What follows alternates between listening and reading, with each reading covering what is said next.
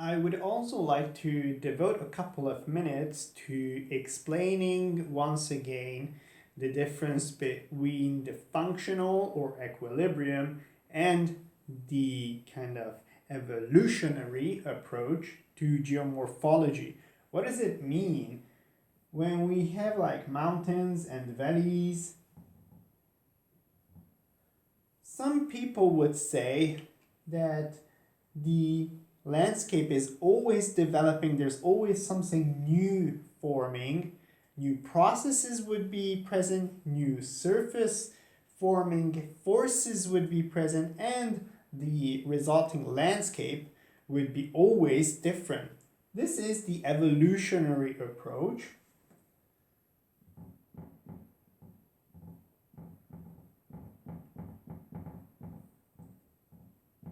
So evolutionary, that it's always developing into something new, whereas the other, more like conservative approach would be the functional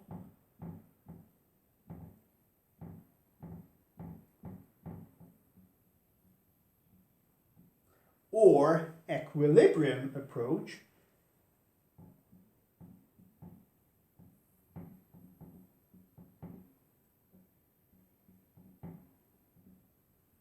And these are then the same. What does it mean, equilibrium? Is that there's a kind of point whereby there is equality, there is a kind of harmony, there is no more change. So there's a steady state. And so that would be functional equilibrium approach, about saying that the land actually always wants to turn into something that is like completely flat and there is no flow of energy present anymore. So functional or equilibrium and the evolutionary, and we also said that these can be tied to two different guys. So the functional would be advocated originally by Gilbert.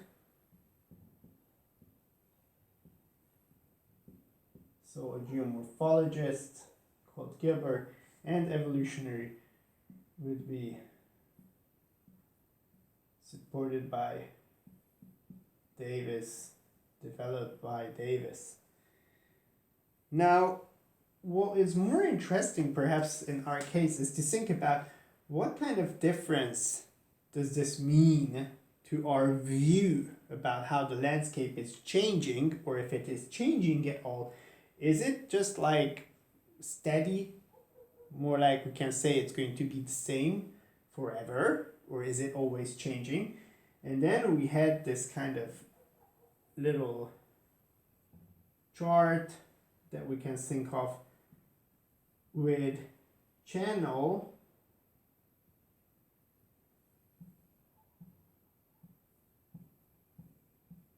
elevation, which means if we have this kind of surface, whatever it is, a mountain or it's like a flat land, we would have like a river somewhere, and we can say that it will have a certain elevation compared to like sea level, depending on to what extent, like we have here hills, sediment would be washed into this channel. This can be filled with bed load, so the elevation could rise. Also, if the mountain would rise, this whole elevation would be rising as well. But at the same time, whenever erosion washes materials, like the bed load here we can think about, so that would be washed off by the river itself into the valley, then the elevation would be decreasing, and then there would be time. And we were speaking about different approaches or different types of time here. We can say 1 hour, we can say like 10 years, we can say 1,000 years, and we can also say 1 million years time, how do we see there is a change at all or not? If we're just watching a river and whether there is a change in its channel elevation, we say no, it's the same elevation throughout the time. We will not be able to experience any kind of change, and this would be what we call the static time, in this case 1 hour.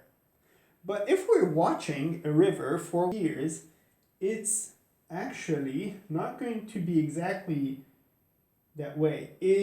We might say that overall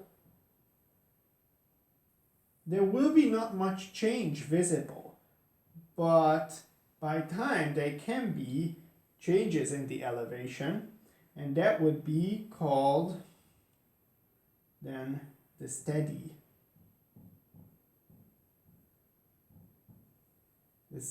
time. So if we think about a period of like 10 years, so this is steady time, even though we said that there can be changes experienced through like the times of like floods, overall there is not much change visible. However, if we think of 1,000 years period,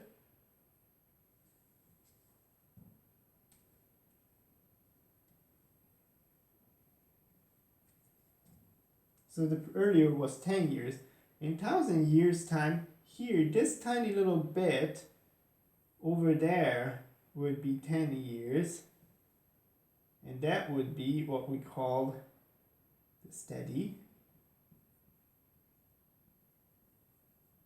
And within that could be just a very small piece of time, 1 hour, which is the static. 10,000 years, so 10 to the third, is when we would say that overall there will be a decrease in the elevation. So rivers would wash valleys deeper and deeper by time in general. So that is when we would have a dynamic kind of time scale, 1,000 years. But what if we're watching the river cut into in size into this valley for 1 million years? It will be a different story. Overall, we would say that in this period of time there was a kind of like 1,000 years period, but in 1 million years time, this would be what we call the cyclic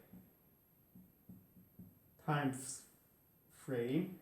And again, the line would not be kind of straight anymore.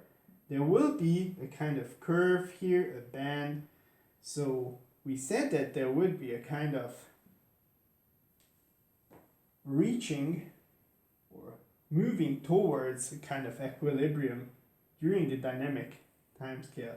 The cyclic would mean that there actually is no equality in the way the process is behaving throughout this kind of time period.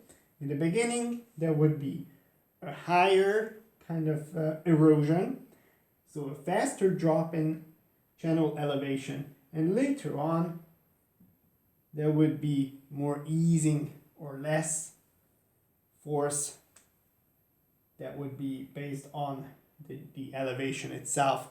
So there would be less erosion, so the elevation drop would be slower towards the end of this time. So this is just how we can think about the development of the planet surface just by looking at the actual time frame that we're talking about. We will come up with different ideas. So whether it is actually dynamically always changing or whether it's kind of more like functional or equilibrium type of phenomenon.